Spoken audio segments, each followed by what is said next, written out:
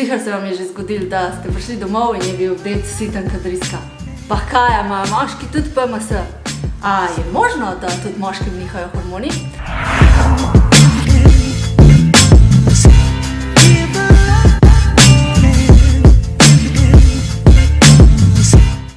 Živijo in dobrodošli nazaj na kanalu Moj laboratorij. Midva sva Bija in Aleš. In tako kot vsako nedeljo vas bomo probali nekaj novega naučiti. Danes gremo pa spet nazaj na hormone. No, verjetno ste do zdaj že slišali, da se mi s hormoni veliko ukvarjamo, ker pa jih merimo skoraj vsak dan, se tudi zgodi, da kakšen pacient pride večkrat. No, ste pa zagotovo kdaj že slišali zdravnika govoriti, da hormoni nihajo. Če pa kdo od vas že dal kri, pa potem ve, da je precej važen tudi čas odvzema in pa dan odvzema krvi. To smo do zdaj vedeli, da velja samo za ženske. Hormoni, ki naprimer značilno nihajo med ciklusom, sta naprimer FSH pa LH, progesteron in pa estradiol. Prve dva bosta zato najvišja med menstruacijo, medtem ko progesteron pa estradiol pa tam nekje 5 dni pred menstruacijo. In takrat ima običajno tudi vaša PMS, ki je ena izmed oblik nihanja hormonov.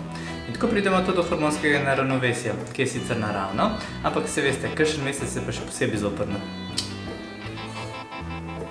No, ampak ker se eni pri nas testirajo večkrat, ali pa zato, ker doma vidim, da si tudi ti včasih bolj zoprn, kakor običajno, sva začela razmišljati, kaj pa, če mogoče tudi moškemu hormoni nihajo. No, in ker sva že povedala, kateri so tisti hormoni, ki najbolj nihajo pri ženski, pa dajmo zdaj pogledati iste hormone še pri moškem. Zdaj bo kdo mogoče rekel, kakšno vezo ima hormon ovulacije, se pravi hormon LH pri moškem. LH je sicer kratica za luteinizirajoči hormon oziroma hormon, ki skrbi za to, da se jajčice spusti iz ovarja. In to se zgodi približno 14 dni pred začetkom menstruacije, za česar pride tudi do ovulacije. Hormon tvori hipofiza, to je ena mehna žleza, ki se nahaja nekje sredi naših možganov. No, moški sicer nima ovulacije, ampak ima pa hormon LH. In koncentracije tega hormona pri moškem niti niso toliko nizke. Podobne so tistim, ki jih ima ženska, ki želi zanositi ali pa je med menstruacijo. No, med ovulacijo pa so sicer vrednosti tega hormona kar nekajkrat višje. In LH je pri moškem odgovoren za produkcijo testosterona. Zelo nizke vrednosti zato najdemo pri dečkih z zastankom rasti, pri športnikih, ki uporabljajo kakšne steroide in pa predvsem, ki imajo težave s hipofizo. Visoke vrednosti LH-ja pa zato najdemo pri tistih, ki so prehitro prišli v puberteto in pri tistih, ki so neplodni. Na naslednji je hormon menopavze oziroma FSH. Tudi ta se tvori v hipofizi, njegova vloga pa je, da zori folikle. Pri ženski običajno FSH merimo zaradi dveh stvari. Prva je ugotavljanje menopavze, takrat bo FSH visok, no druga pa je ugotavljanje neplodnosti, takrat je FSH spet visok, oziroma kadar je prenizek, lahko to kaže na zaostanek rasti, naprimer pač deklica sploh ni dobila menstruacije. In kakšna je vloga FSH-ja pri moškem? Nizek FSH kaže na težave hipofiza, oziroma ga najdemo spet pri tistih, ki uporabljajo vitamin S, se pravi steroide. Visok FSH pa najdemo pri moških, ki so neplodnih. Pri njih v bistvu zelo težko najdemo kakšno uporabno spolno celico, se pravi to je spermi v semenski tekočini, medtem ko jih ima naprimer v povprečen moški v 1 ml semenske tekočine več kot milijon svojih vojačkov. No, zdaj smo že ugotovili, da sta hormona FSH pa LH tudi zelo pomembna za moške, tako da po svoje logično, da vplivata tudi na razpoloženje. No, vplivata pa še naprej in sicer na nadaljne hormone, predvsem na testosteron. Še bolj kot FSH in LH na razpoloženje vplivata estradiol in progesteron pri ženski.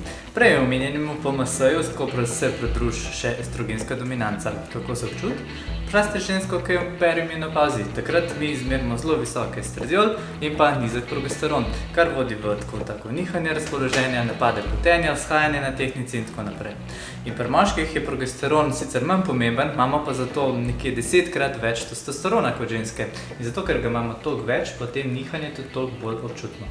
No, moški ima recimo v 20 letih približno 2-krat več testosterona, kakor ga bo imel v 40 letih.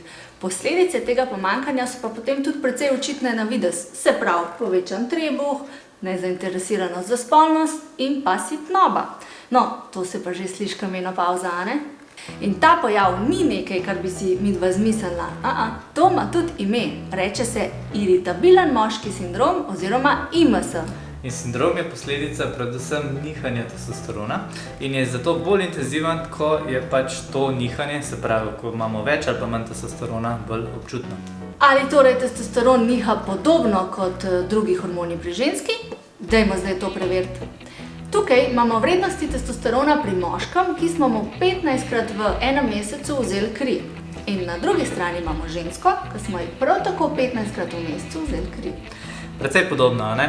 No, ne pravimo, da pride pri vseh moških do tazga gibanja. Zagovornike teorije IMS pravijo, da ne govorimo o moškem PMS-ju, zato ker pač moški nimamo menstruacije.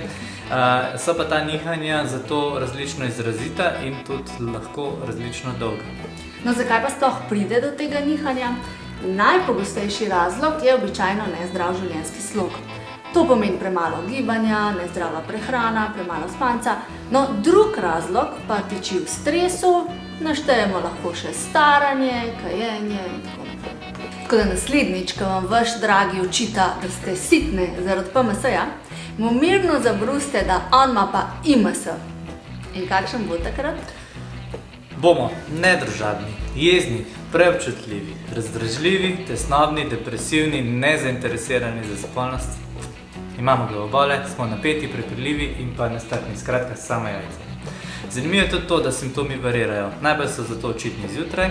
Testosteron imamo pač zjutraj najvišji, kar sicer tudi povzroča jutranje erekcije, vendar pa se lahko koncentracija v eni uri večkrat spremeni. In najnižje vrednosti izmerimo v bistvu zvečer, ko bi testosteron seveda najbolj potrebovali. No, vrednosti pa tekom dneva nihajo tam nekje 30%, se pravi plus minus 30%. No, poleg testosterona pa je treba omeniti tudi estrogen.